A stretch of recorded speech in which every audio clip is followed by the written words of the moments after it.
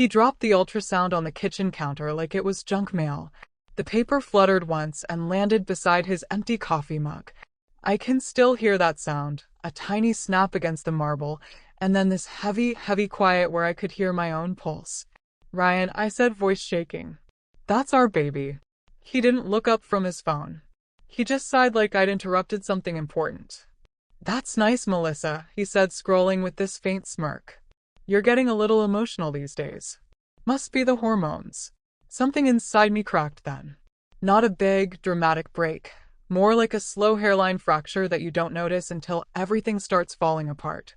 If you've ever been belittled by someone you love, you know it's not the words that hurt as much as the calm, the dismissal. I was 28, 5 months pregnant, still believing love could fix things. Ryan and I had been married 3 years. We weren't perfect, but we had plans. A house, a baby, a future. I didn't know he'd already made another future that included my cousin. It began small. A text he left open that I wasn't supposed to see. A lipstick shade on the passenger seat that I didn't own. A nervous laugh when I asked where he'd been. But worst of all was how everyone else looked away. My mom told me I was overthinking. My aunt smiled too much when his name came up. My cousin Lily would show up with soup and rub my belly and ask how I was feeling, all sugar and concern. I wanted to believe her. I tried. But every time she hugged me, something in my stomach twisted. Not proof, just this gut feeling that made me doubt my own sanity. Then that night. I'll never forget it. I woke up thirsty around 11:30 and went downstairs for water.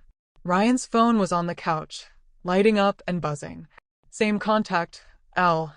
At first I thought it was work. He's a contractor, clients text all the time.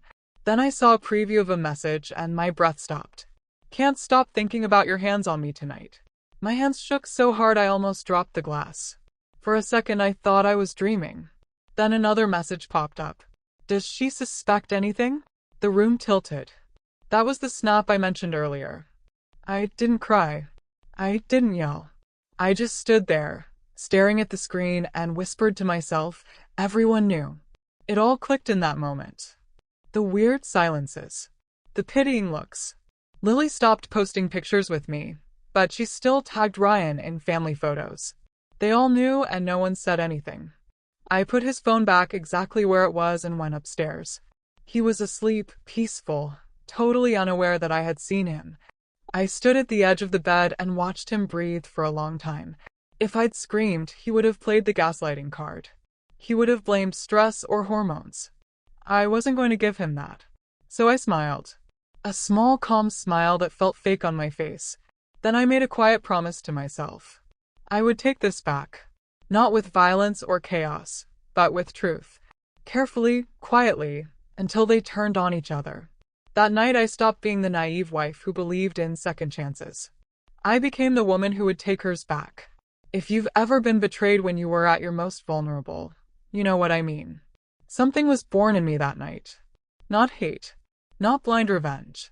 Just a sharp, clear sense of purpose.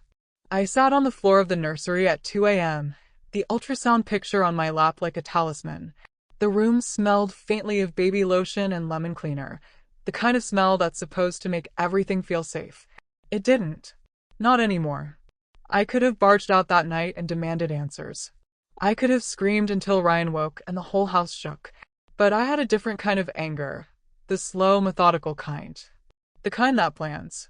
So I started small. I watched him. Not in the movie stalker way. The practical way. I learned his routine like I'd learn a recipe. When he left for work, what route he took, which coffee shop he stopped at, when his phone was usually in his pocket versus beside him. Pregnancy made me tired, but it also made me observant.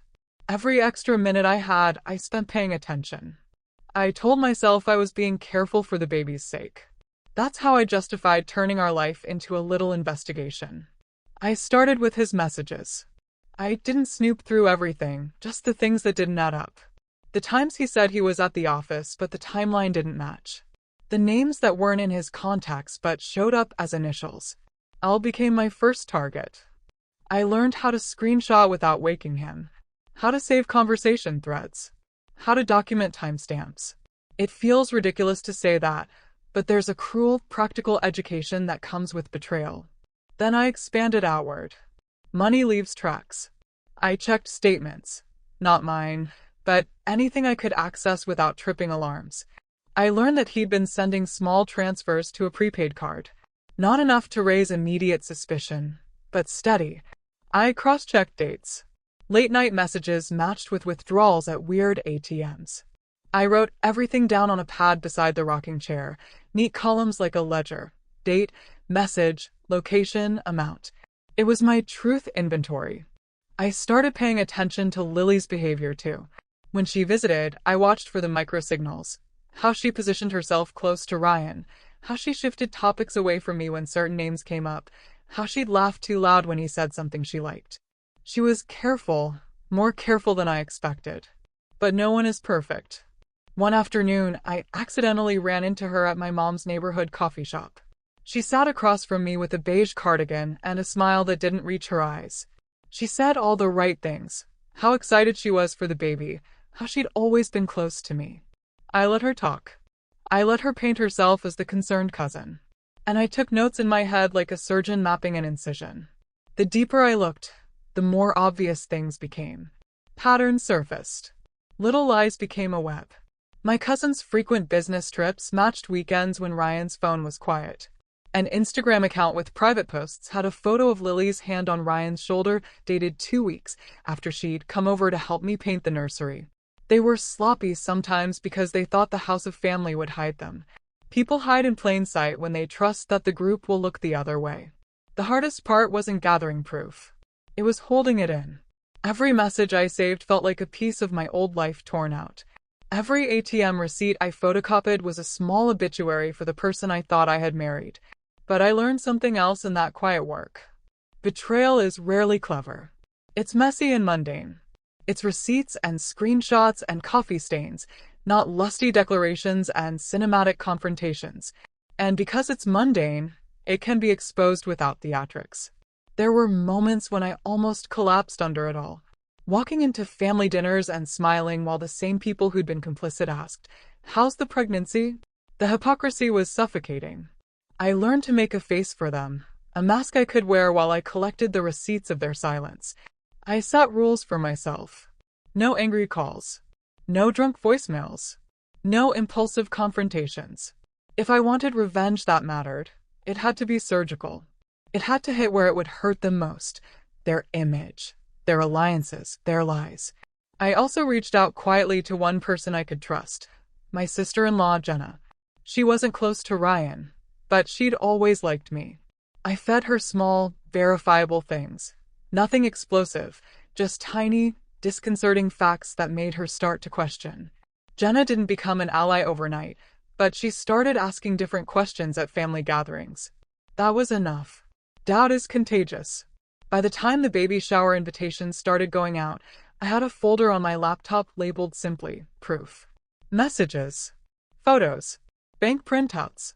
A timeline that could make anyone understand the sequence of deception. I slept less, planned more, watched more, and beneath it all, my baby grew, kicking in my belly like a tiny, stubborn metronome. If revenge is a game of chess, I'd learned the opening moves. I wasn't yet close to checkmate, but I had a board laid out and pieces in position. That was where I wanted to be, calm, deliberate, and frighteningly patient. I wasn't going to wait for them to fall. I was going to make them fall, and when they did, there'd be no arguing the evidence. I wasn't reckless. I didn't want some messy drunken scene that would let them call me dramatic. I wanted paper trails and voices and photos that could not be argued away. I wanted them to be forced to look at what they did and see it for what it was. Jenna became my quiet accomplice. She started asking casual questions to Ryan about plans and receipts, the kind of questions that wouldn't raise alarm. She texted him about a fake date she was planning so I could see his reaction. She asked Lily about helping with baby laundry so I could note the times Lily agreed. Little nudges, nothing obvious, but they rattled the web they had woven. Then I found an opening. Ryan liked to run on Sunday mornings and he always took the same route. There's a small strip mall with a diner he occasionally went to. One Sunday he stopped there and left his jacket on the chair. He forgot his wallet for a second time in 2 weeks. I drove by like it was an accident. When I found the jacket in the coat rack, I slid the lining open and discovered a small stack of receipts and a folded note with a time and place. I took a picture with my phone, careful not to make a sound, and folded the jacket back exactly where it was. The receipts matched an ATM withdrawal pattern I had in my folder. It was small, but it was a link. Next, I started planning soft questions with Lily. I asked about her new job and the neighborhood she lived in. She told me things she shouldn't have said in front of me, little slips that made my skin crawl. She called me one night to check in, and I let her talk. She mentioned a brunch with Ryan that was supposed to be just friends. She said it like it was harmless. I saved the voicemail. I learned to use technology without being obvious. I set up a simple voice recorder app on my phone and left it running in my car when I was out running errands. When Ryan stopped at that diner again and left his table to use the restroom, I slipped inside and sat where he usually sat. He didn't notice me. Lily walked in 30 minutes later. They hugged. It sounded casual, but the voice recording caught the way he called her a pet name I had never heard him use. It sounded intimate. It was the kind of detail that made denial feel thin. My pregnancy made everything heavier. My feet swelled and I got tired, but the baby kicked like a metronome whenever my heart sank. There were nights I woke with tears dried on my cheeks, wondering what kind of person would do this to a woman carrying his child. But those tears became fuel. I learned how to focus sorrow into strategy. I did not move on impulse. I built a timeline. I printed the most damning pieces and labeled them. I placed copies in a secure folder at Jenna's house. I emailed versions to an account I created just for this, a digital backup no one could touch. I made sure multiple copies existed outside of their reach. Then I set up the moment I wanted. Not a violent scene, not a confrontation in anger. I planned a small family lunch for the Sunday after my due date had been estimated. I timed it to when I knew Ryan and Lily would be in town. I told no one the real reason. I told friends and family it was to celebrate the baby, because the image of a happy family would make the contrast sharper when the truth came out. On the day of the lunch, I moved with a quiet calm I did not feel. I wore a sweater that hid my growing belly just a little, and a smile that was neutral, almost tender. People complimented me on how radiant I looked. I listened as they talked around me. Ryan came late, flustered. Lily arrived early, all smiles and casseroles. They did not suspect that I had already placed evidence in the hands of people who wanted to see it. Jenna sat beside me. She had a folder under the table. I felt the weight of it through the cloth, like a silent promise. I did not need to yell. I planned to let the documents speak. Let the receipts, voicemails, and photographs form the sentence I could not yet say. At that table, surrounded by smiling plates and chatter, I felt the whole room tilt toward the edge of something breaking. I could taste the lemon in the air and coffee on someone's breath. The baby kicked hard, and I squeezed Jenna's hand under the table. It was time. I had the evidence. I had the witnesses. I had the patience. The day of the lunch felt like a performance I'd been rehearsing for months. Every smile, every word, every glance had its place. My house smelled like roasted chicken and cinnamon candles, warm, safe, almost too normal for what was about to happen. Ryan hovered in the kitchen, pretending to help but really scrolling through his phone. Lily arrived early, in a pastel dress that matched her smug, fake sweetness. She hugged me too long, her perfume clawing at my throat. "You're glowing, Melissa," she said, brushing a hand over my belly. "Ryan must be taking great care of you." I smiled. "He is. And you've been such a good cousin to me." She blushed, and I swear, for a split second, I saw guilt flicker behind her eyes. My mother, aunt, and a few family friends gathered around, filling the house with polite conversation and laughter. They didn't know what I was planning, not yet. But they would. Everyone who stayed silent would finally see the rot beneath our perfect family picture. I waited until everyone had eaten, until the sound of forks scraping plates died down. That's when I stood up, holding a small folder in my hands, the one Jenna had kept safe. "Before we clear the table," I said, my voice steady, "I have something I want to share." The room fell quiet. Ryan looked up, half annoyed, half curious. Lily froze with her fork halfway to her mouth.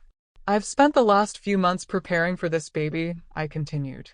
getting the house ready, making sure everything was perfect. But I realized something. Perfection doesn't matter if it's built on lies. Ryan frowned. Melissa, what are you talking about? I looked at him, really looked. The man I once loved, who had held my hand in the hospital, who promised to protect me. Then I turned to Lily, who was staring at the table now, her knuckles white around her fork. I placed a single printed photo in the center of the table. It was grainy, taken from a parking lot security camera, but clear enough.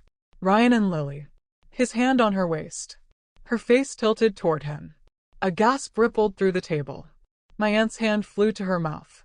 My mother went pale. Ryan stammered, it's not what it looks like. Lily whispered, Melissa, please let me explain. Oh, you'll have time to explain, I said. My voice didn't shake. Maybe after I show everyone the messages, the receipts, the transfers. After we go through the timeline together. I slid the folder across the table, slow and deliberate. The sound it made against the wood felt final. Ryan reached for it, but Jenna's hand landed on top of his. Don't, she said quietly. You'll just make it worse. For a long time nobody moved. Just silence. Heavy, crushing silence. Then Lily stood up, muttering something about needing air, her eyes glassy with panic. Ryan followed her, pleading, but she shook him off and stormed out. My mother finally spoke. Melissa, you knew? I've known for months, I said. And I wanted all of you to see it. Because you all smiled and told me I was imagining things. You all said I was emotional.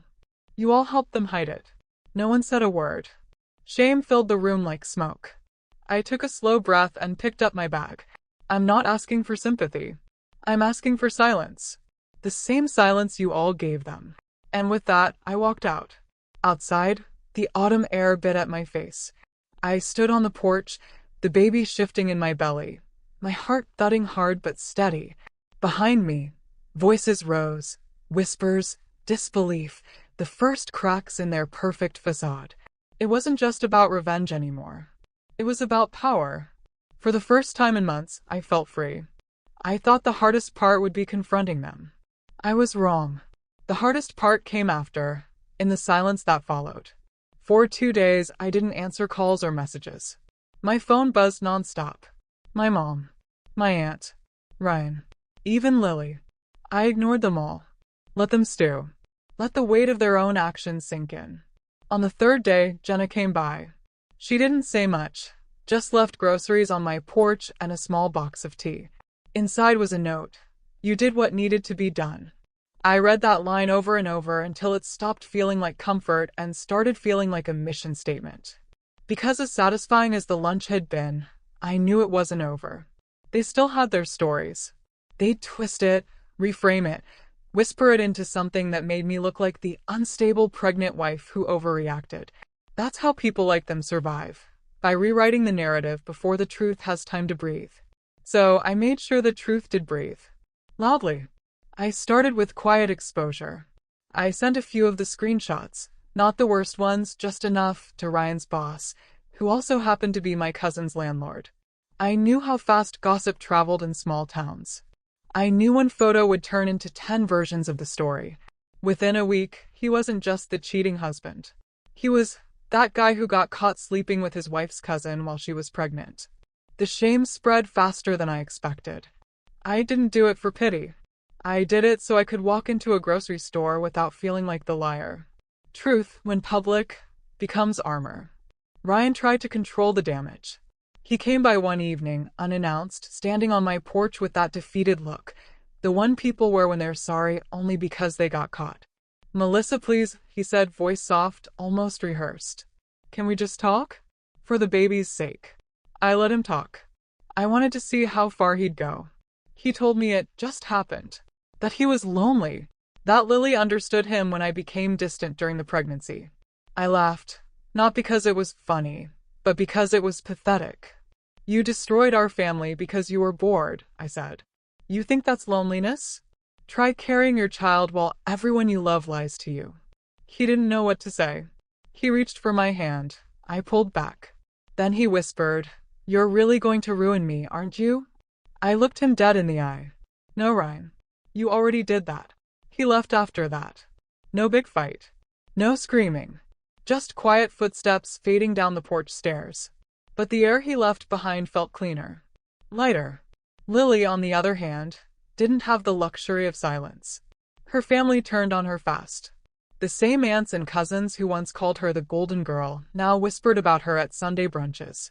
She quit her job 2 weeks later. Moved in with a friend. I didn't reach out. I didn't need to. Watching her unravel from a distance was enough. Still, revenge wasn't as sweet as I thought. There were nights I lay awake, one hand on my belly, wondering what kind of world I was bringing this child into. A world where love could rot so quietly, where people could smile while betraying you. But then I'd feel the baby kick, steady and strong, and I'd whisper, "You're the reason I didn't break." Because the truth was, I wasn't done yet. Ryan still had assets tied to my name. There were things I could still claim, things he assumed I wouldn't touch because I'd always been too nice. That was his mistake. I learned quickly that revenge wasn't only emotional, it could also be legal. Ryan had always handled our finances, thinking I was too soft-hearted for the boring stuff. He liked control, bills, insurance, property titles, all under his name. But he forgot one thing: control leaves fingerprints, and I had all the time in the world to trace them. When the storm of gossip finally settled, I met with a lawyer. Her name was Susan, a quiet, sharp-eyed woman who didn't flinch when I said, "I'm not here to save my marriage. I'm here to reclaim what's mine." She flipped through the folder I brought. The proof, the bank transfers, the timelines. When she looked up, her tone was almost admiring. "You've already done half my job." I told her I didn't want drama or screaming matches. I wanted results. Ryan had been withdrawing joint funds, money meant for the baby, and funneling it into a separate account, with Lily's name on the beneficiary line. That was my trigger.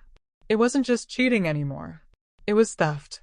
Susan explained how we could freeze certain accounts under financial misconduct during the separation process. I didn't even know that was possible. But when she showed me the paperwork, I felt a strange calm, the kind that comes when you finally see a weapon that fits your hand perfectly. We filed quietly. No warnings, no hints. Ryan didn't even know he was locked out of his own accounts until the bank called him. He came to the house the next day furious. "Melissa, what the hell did you do?" I stayed seated at the table, sipping tea. "You should probably talk to your lawyer." "Oh wait, can you afford one?" His face turned red. "You can't do this to me." I smiled slightly. "You already did this to yourself." For years, he dismissed me, said I didn't understand business, that I was too emotional. Turns out, emotion has its uses. It gives you focus when the people who wronged you still think you're broken. Lily tried reaching out again. She sent long, desperate messages full of half apologies and self-pity. "I didn't mean to hurt you, Melissa. It just happened. I think Ryan took advantage of both of us." That line made me laugh out loud. I didn't reply. I forwarded the messages to her employer instead, the same firm that handled our family's charity accounts, the same employer who had strict policies about personal conduct and reputation. 2 weeks later, she was gone. Quiet termination. No fanfare. It wasn't about ruining her life. It was about balance. She took what she wanted without caring what it cost me. I simply made sure the cost came due. When the divorce papers arrived, I read every line slowly. He wanted joint custody. Half of everything. My lawyer and I smiled at that part. With the documented financial fraud, his cheating, and the emotional distress records from my pregnancy therapy sessions, he didn't stand a chance. We countered. He'd get visitation supervised. I'd get full custody, the house, and his car, the same one he used to drive to her apartment. For weeks, he tried calling, begging, manipulating. I didn't block him. I wanted him to keep talking, to hear himself try and fail to rewrite what he'd done. It's strange how a liar sounds once you stop believing them. Every word is a hollow echo. When the court finally ruled in my favor, I didn't celebrate. I didn't need to. Justice isn't loud. It's paperwork stamped approved. That night, I stood in the nursery, looking at the crib I'd built alone. I thought of all the tears, the humiliation, the late nights scrolling through messages that broke me piece by piece. And then I smiled, because every one of those moments had brought me here. She looks at the camera, soft but firm. He thought he took everything from me, but all he did was teach me how to take it back, legally, permanently, and without ever raising my voice. When the court papers were finalized, I thought that would be the end of it. But men like Ryan don't go quietly. They panic when the power shifts. They scramble to regain control, even if it means destroying themselves in the process. It started with small things, petty attempts to bait me. He'd show up unannounced, leave gifts on the porch, text things like, "We can still fix this, Mel." Fix what? The ashes? The humiliation? I didn't reply. But silence has its own language, and he started to unravel. Jenna told me he'd been showing up drunk at his sister's place, ranting about how I'd ruined him. Apparently, he was demoted at work after the gossip reached corporate. His boss didn't need proof. Small towns don't wait for evidence when the rumors are good enough. His coworkers stopped inviting him out. His social circle shrank overnight. I didn't have to lift a finger anymore. He was doing the work for me. One night, around 10:30, my phone lit up. Unknown number. I almost ignored it, but something made me answer. Melissa. It was him. His voice was slurred. "I just wanted to hear your voice," he said. "You used to sound so soft when you said my name. Remember that?" "Ryan," I said calmly, "you need to stop calling me." He laughed bitterly. "You think you're better than me now? You think you won?" I didn't reply. He continued, rambling, blaming Lily, blaming stress, even blaming me for not being fun anymore. I hung up without a word. The next morning, I called my lawyer and filed a restraining order. I'd spent too long being scared to act. That version of me no longer existed. 2 weeks later, I ran into Lily. It was at a local grocery store.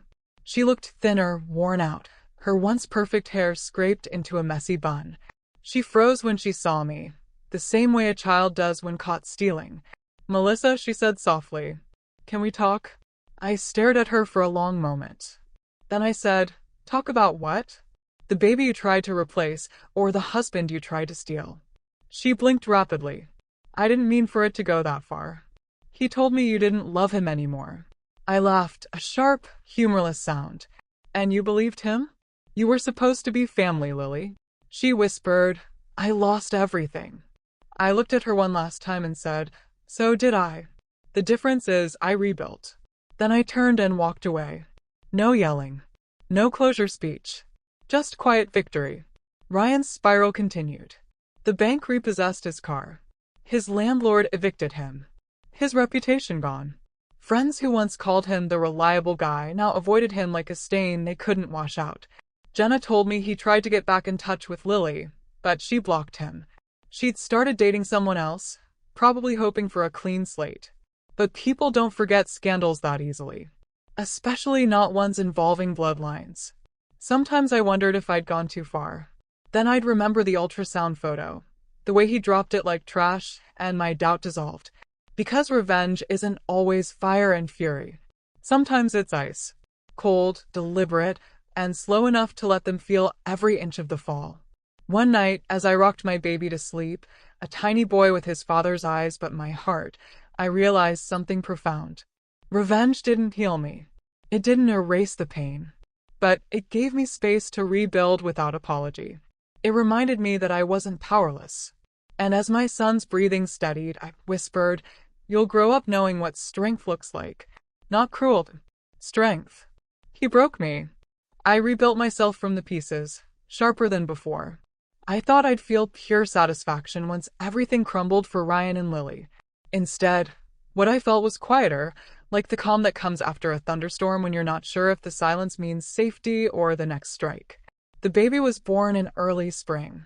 A quiet morning, faint sunlight through the hospital blinds, the steady beeping of monitors, and the nurse's voice telling me to push.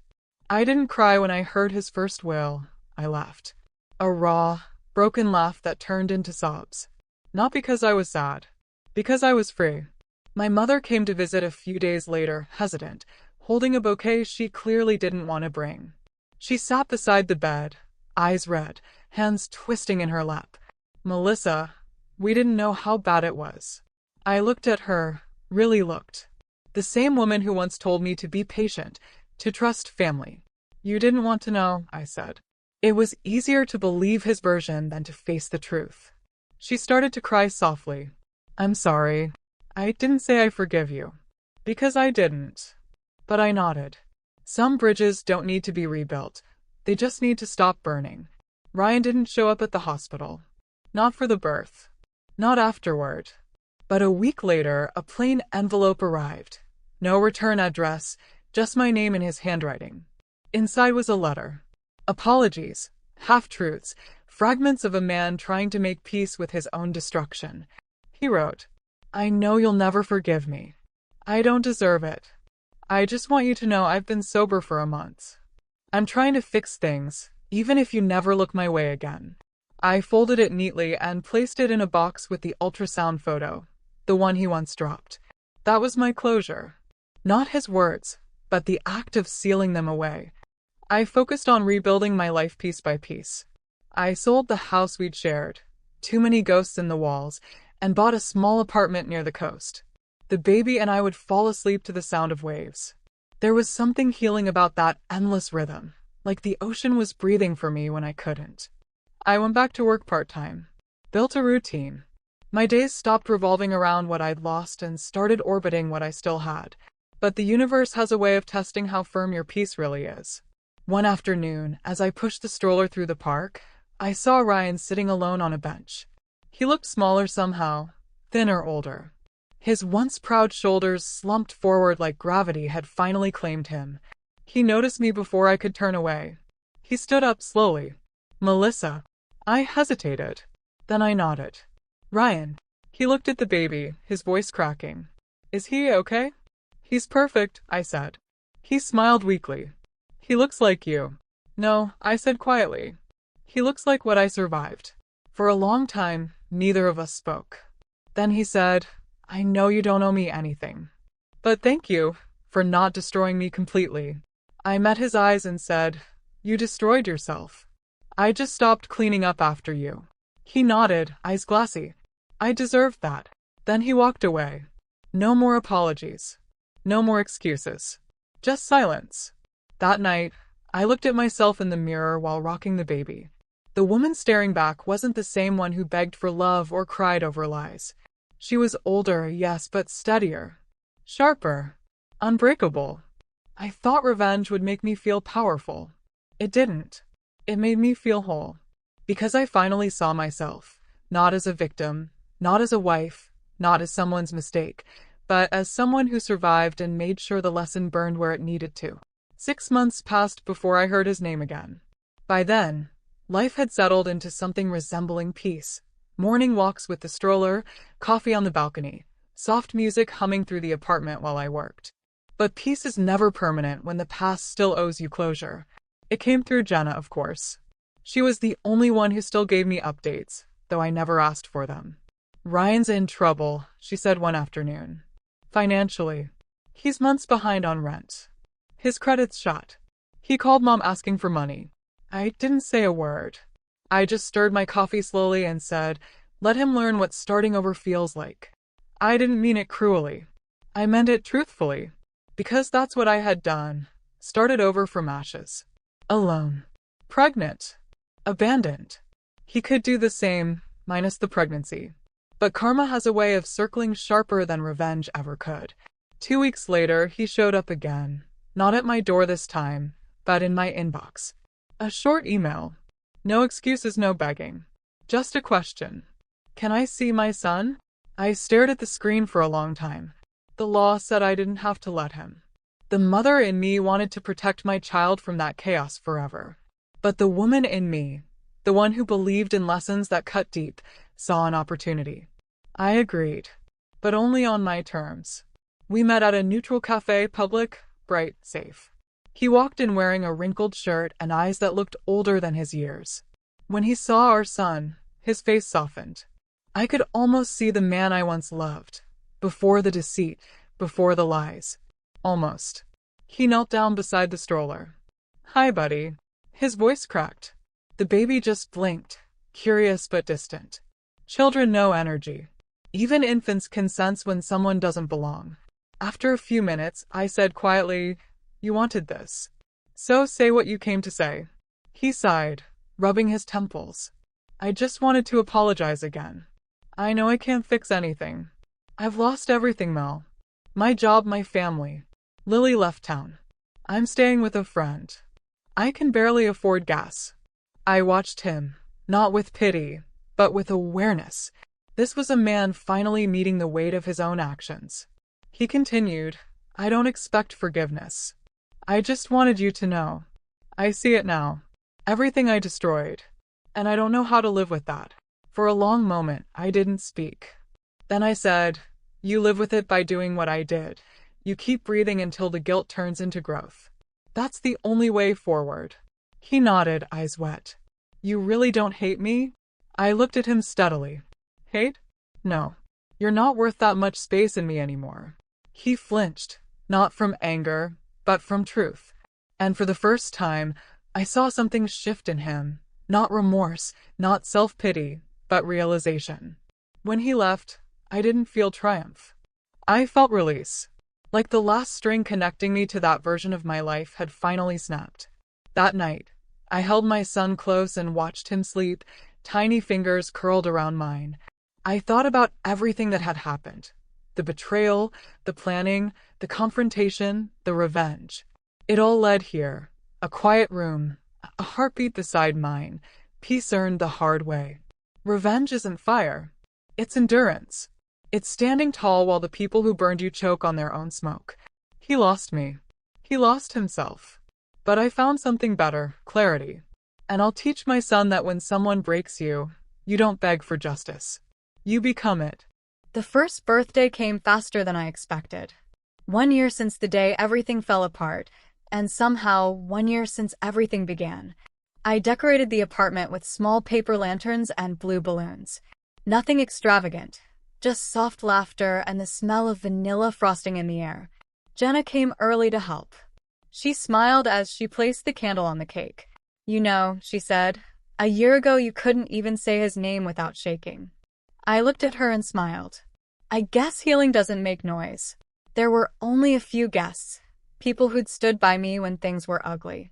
My mother was there too, quieter, humbler, trying her best to be the kind of grandmother I'd always hoped she'd be. Forgiveness didn't come easily, but I'd stopped needing apologies to move forward. Halfway through the afternoon, I noticed an envelope on the table near the door. My name written in Ryan's handwriting. No return address, just like before. I took it to the balcony while everyone sang inside. The wind was soft, carrying the faint laughter from the room behind me. Inside the envelope was a single page. "Melissa, I won't call again. I just wanted you to know I'm leaving town for good. There's nothing left for me here, and that's my fault. Take care of our son. Maybe one day when he's old enough, tell him I loved him, even if I didn't know how to show it. Ryan." For a long time, I just stared at the letter. No tears came. No anger either. Just a quiet, steady heartbeat in my chest. It was over. Truly, finally over. I tore the letter once, twice, then let the pieces drift off the balcony. The wind carried them away like ashes. That night, after everyone left, I sat beside my son's crib. The glow from the nightlight painted his face in soft gold. I thought about the woman I used to be, the one who cried in the dark, begging for someone to see her pain. And then I thought about the woman I'd become, calm, steady, capable of burning down illusions without losing her soul. I whispered, "We made it, baby. We really did." The funny thing about revenge is that people think it ends with someone else's downfall. But it doesn't. It ends with your own peace, the kind that doesn't need witnesses, the kind that doesn't demand applause. A few months later, I started a small business from home, freelance bookkeeping, something I'd learned during the chaos. It grew faster than I expected. Clients trusted me because I'd learned how to handle things quietly, efficiently, and with unshakable boundaries. Sometimes, people asked about Ryan, the polite kind of curiosity that floats through small-town gossip. I just said, "He's gone," and changed the subject. No bitterness. No drama. Just fact. Lily never came back. Her family rarely mentioned her anymore. It was like she'd been erased, a name nobody wanted to say out loud. I didn't celebrate her disappearance, but I didn't mourn it either. Some endings don't need closure, just distance. Now, when I look in the mirror, I see everything I went through written in small lines around my eyes, not from age, but from endurance. I don't hide them. They remind me I survived something that should have destroyed me. She looks directly into the camera, voice soft but resolute. If you've ever been betrayed while you were trying to build a future, you know what I mean when I say, pain can become power. My husband slept with my cousin while I was pregnant. They thought they broke me. But I learned to use truth like a blade, quiet, clean, final. I lost a marriage, I lost family, but I gained something they'll never have: peace, clarity, and a son who'll grow up knowing his mother never bowed her head. She smiles faintly, tilting her head toward the viewer. And if you were in my shoes, would you have done the same? Candle, I lost him, but I found myself. If you've ever been through something like this, share your thoughts below. And don't forget to follow for more real stories like mine.